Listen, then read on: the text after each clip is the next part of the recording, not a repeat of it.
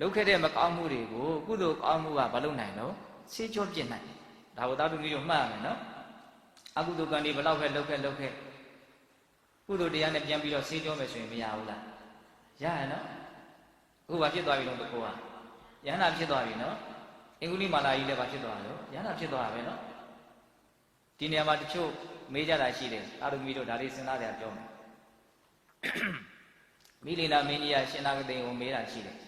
အရှင်ဘုရားတို့မြတ်စွာဘုရားဟောတာရှိတယ်အကုသိုလ်ကံလုပ်ရင်တိတိလေးလုပ်လဲငရဲကိုကြားနိုင်တယ်လို့ဟောတာရှိတယ်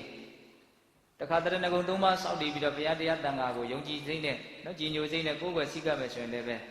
နော်အပေငရဲကိုမကြားနိုင်ဘူးအပေလေးဘုံကိုမရောက်နိုင်ဘူးလို့ဟောပြန်တယ်ဘယ်ဟာကိုယုံရမလို့အကုသိုလ်ကငရဲကိုကြားနိုင်တယ်ကုသိုလ်လုပ်လို့ရှိရင်ငရဲကိုမကြားဘူးလို့ပြောပြန်တယ်ဘယ်လိုလုပ်ရမလို့ဘယ်ဟာကိုယုံရမလို့အဲ့ဒါအတိတ်ပဲဘယ်လိုလုပ်လို့မေးတာ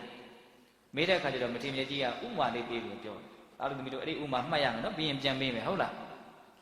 မင်းကြီးတဲ့ကြောက်ခဲလေးတစ်ခဲကိုရေထဲချလိုက်မယ်ဆိုရင်အဲ့ဒီကြောက်ခဲကဘာဖြစ်သွားမလဲနစ်သွား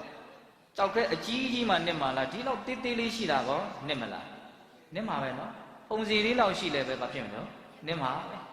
ကြောက်ခဲအကြီးကြီးမှနစ်တာမဟုတ်ဘူးတေးသေးလေးလည်းနစ်မှာကြောက်ခဲဆိုတာဘာလဲရေထဲမှာနစ်တဲ့သဘောရှိတယ်ဟုတ်လားသို့တော့အရန်ကြီးတဲ့လှေကြီး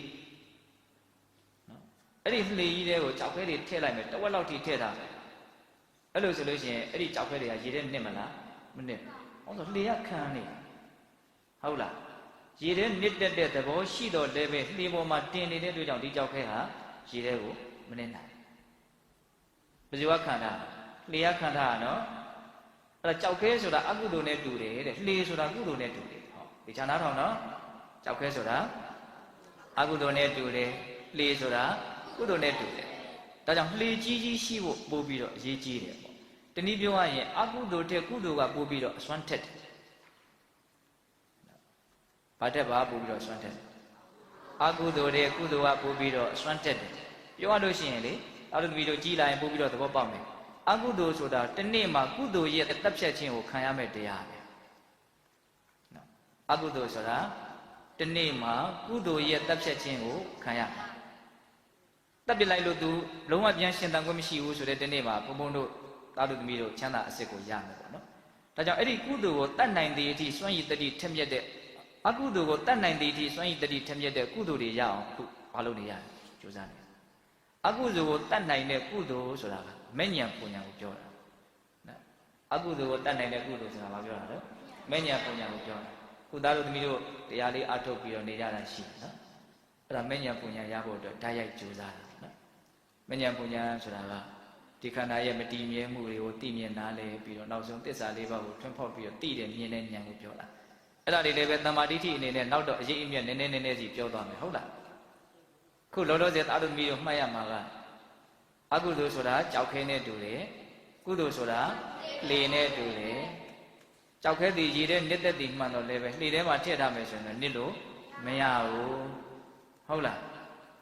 ဒါကြောင့်အကုသိုလ်တွေကိုအဲ့လိုအကျိုးပေးခွင့်မသာအောင်လှေနဲ့ဦးဇင်းတို့မလုပ်ထားဖို့လို့တော့ခံထားဖို့လို့တယ်နောက်ဆုံးတနေ့အဲ့ဒီအကုသိုလ်တွေကိုလုံးဝချုပ်သွားအောင်ငြိမ်းသွားအောင်ကုသိုလ်တရားတွေကိုအစစ်မြင့်မြင့်ရအောင်လုပ်မယ်ဆိုလို့ရှိရင်လုံးဝငြိမ်းသွားပြီဆိုလို့ရှိရင်ဒါကြောင့်မျိုးစေ့တွေကိုဘုံဘုံတို့မီးရှို့ပြီးတော့ပြာချလိုက်မယ်ဆိုရင်အဲ့ဒီမျိုးစေ့တွေကအပင်ပေါက်နိုင်အောင်မလားပေါက်နိုင်တော့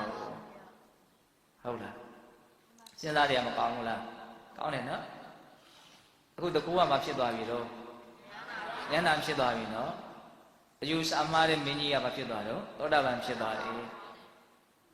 ဘာရဲ့အကျိုးကျေးဇူးတွေကိုမြင်လို့သူတို့အဲ့လိုမြင်မာတဲ့အသိဉာဏ်တွေကိုရသွားကြတော့လို့မင်းကံရဲ့အကျိုးဟုတ်လားပုံလေကြီးကဘာဖြစ်သွားတာတော့ဘုံမစိုးနဲ့ကြီးဖြစ်သွားတာဟုတ်လားဒါကြောင့်သားတို့သမီးတို့ဘဝနဲ့ပတ်သက်တဲ့အကြောင်းအရာတွေဟာသိမြင်ဖို့နားလည်ဖို့အလွန်တရာမှကျေပြတ်နေနဲ့နေတယ်ဟုတ်လားအခြေခံဒီလေးတွေကနေဒါလေးတွေကနေစပြီးတော့နားလည်ဖို့မလိုဘူးလားလိုတယ်